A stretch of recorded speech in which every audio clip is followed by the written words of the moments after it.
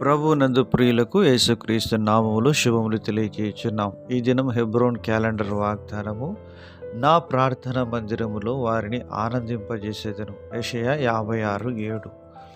ఈ లోకంలో ఆనందము, సంతోషం అనేటువంటిది ఎక్కడా కూడా దొరకదు. కానీ దేవుని యొక్క సన్నిధిలోని నీ సన్నిధిలో సంపూర్ణ సంతోషం కలదు, నీ కుడి చేతిలో నిత్య సుఖములు కలవని కీర్తనకారుడు 16వ అధ్యాయంలో తెలియజేస్తూ ఉంటున్నాడు. ప్రియమైనటువంటి దైవజనమా, నిజంగా నీవు ఆనందించాలి అంటే దేవుని యొక్క సన్నిధిని మనం వెతికే వారంగా ఉండాలి. యెషయా గ్రంథం 61వ అధ్యాయం 10వ వచనంలో దేవుడు వాక్యం సెలవిస్తుంది, యాజకుల పాగా ధరించుకున్న పెండ్లి కుమారుని రీతిగాను, ఆభరణములతో అలంకరించుకున్న పెండ్లి కుమార్తె రీతిగాను ఆయన రక్షణ వస్త్రములను నాకు ధరింపజేసి ఉన్నాడు. నీతి అను పైబట్టను నాకు ధరింపజేసి ఉన్నాడు. కాగా యెహోవాను బట్టి మహానందంతో నేను ఆనందించుచున్నాను, నా దేవుని బట్టి నా ఆత్మ ఉల్లసించుచున్నది అని యెషయా గ్రంథకర్త రాస్తూ ఉంటున్నాడు.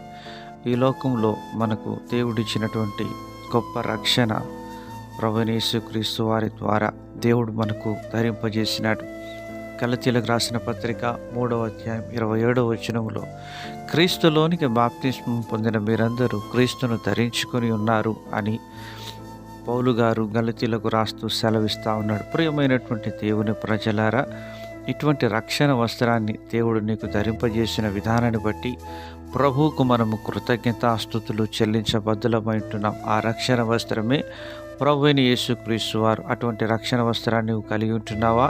ప్రియమైన నేస్తమా, అలాగన ఉన్నట్లయినా దేవుడు నిన్ను బహుగా దీవించి ప్రభువులు ఆనందించినట్లుగా ప్రభు సహాయం చేసేవాడుగా ఉంటున్నాడు. కీర్తనల గ్రంథము 84వ కీర్తన 1-2 వచనములలో కోరాహు కుమారులు ఇలాగున దేవుని సన్నిధిలో ఉన్న సంతోషాన్ని, ఆనందాన్ని వర్ణిస్తూ ఉంటున్నారు.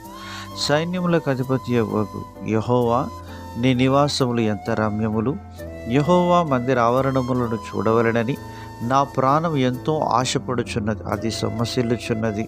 జీవము గల దేవుని దర్శించుటకు నా హృదయమును, నా శరీరమును ఆనందంతో కేకలు వేయుచున్నదని కీర్తిస్తూ ఉంటున్నారు. ప్రియమైనటువంటి దేవుని యొక్క ప్రజలారా, దేవుని యొక్క జీవమును మనం కలిగినప్పుడు ఆయన సన్నిధిని, ఆయన యొక్క ప్రసన్నతను మనం చూడకుండా ఉండలేము. అలాగున మన జీవితాల్లో దేవుడు నింపి సంతోషించి ఆనందింపజేసేవాడుగా ఉంటున్నాడు. అట్టి కృప మనందరికీ దేవుడు దయచేయునుగాక.